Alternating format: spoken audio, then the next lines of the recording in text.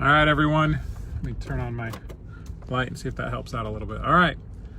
Welcome to day 3 of our Facebook Live events. I am driving home from the office at 9:35 at night.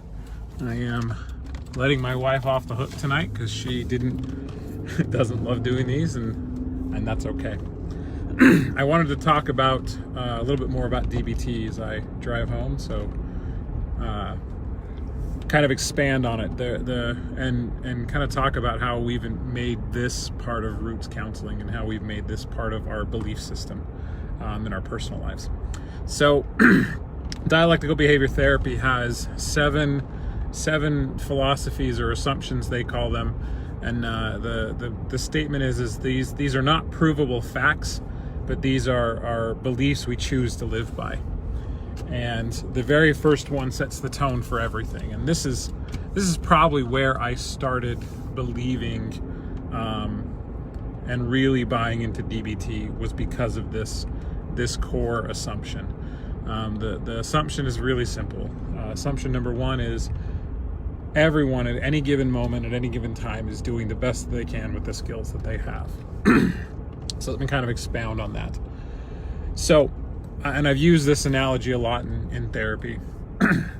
We constantly look at ourselves as people who should know better, or should do better, or need to do better, or, if I just followed, the way that Johnny does it down the street, or if I was just as good as Heather next door, or if I was just as put together as that family, or why can't my family be like that family, or any of those things. And the plain and simple truth to that question, to every one of those questions, is you can't be anything other than what you are right in this moment. And no matter how much you want to be something different, you are only exactly what you are. And you only have the skills that you have at that moment. And that piece of knowledge was the most powerful, pivotal thing for me when I heard it explained to me. And it was explained to me this way. And I worked at a residential treatment center. And it was a great residential treatment center. In fact, it's still up and running. I've still got lots of friends up there. It was a great place to work youth care. And they use DBT at youth care, and it's a great place. And I cut my teeth in the therapeutic world there, and I made some great friends, and Aaron, Lindsay, Christy, lots of people, Brian,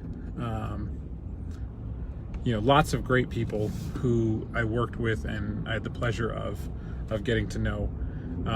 The clinical director at the time, I can't remember his name, was doing a training just for the staff. So this was just the line staff. I was in grad school at the time. I didn't have my degree, but I was working towards becoming a therapist.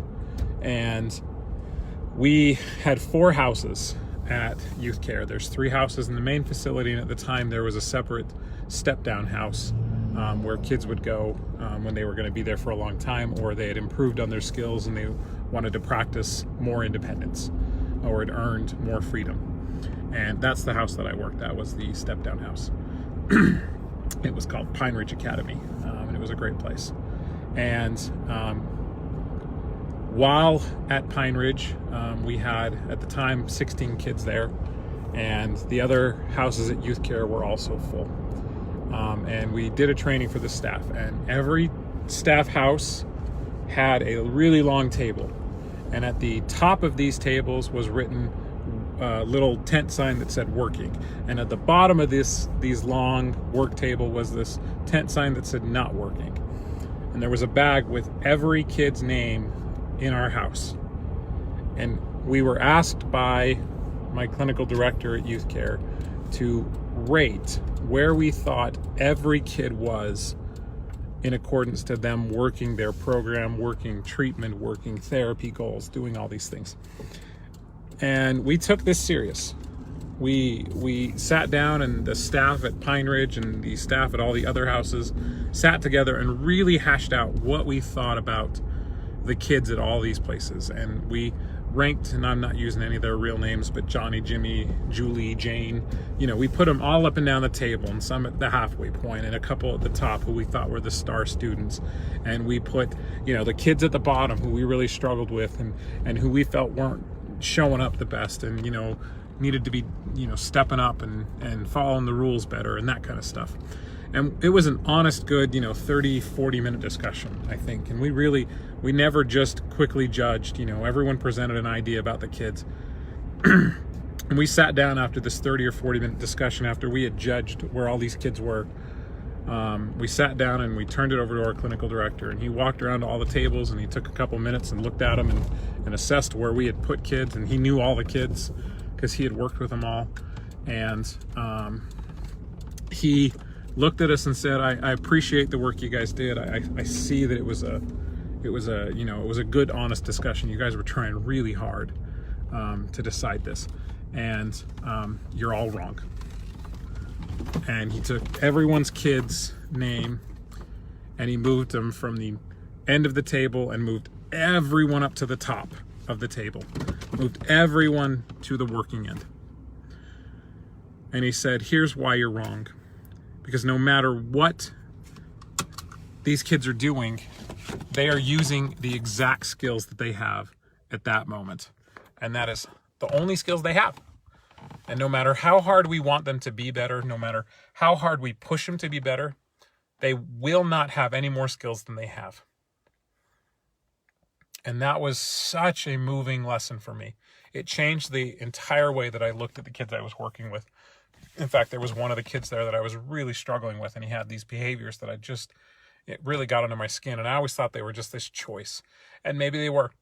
But either way, I looked at that kid different from that point forward. And then I started to look at myself differently from that point forward. I started telling myself, I shouldn't be that. I said, if I looked at those skills that people had and said, I want to work towards having that skill, which is such a different attitude than saying, I should be like them. The reality is no matter who you run into at any day, at any given time, they're using the best skills they can. And when we see people like that, it's so much easier to love them. It's so much easier to care for them. It's so much easier to have compassion for them. And even if it's not true, even if you can come at me and prove that it's not true, and that's okay if you do. Even if you do that, I'm going to choose to see people from the angle of doing the best they can with the skills they have. Because ultimately, I don't want people stuck anymore.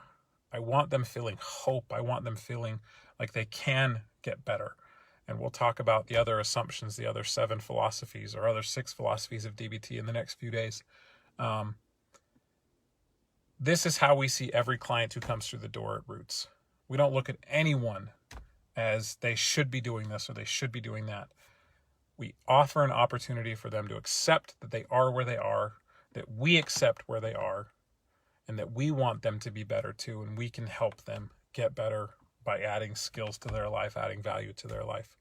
So this is the first assumption in the 7 assumptions of DBT.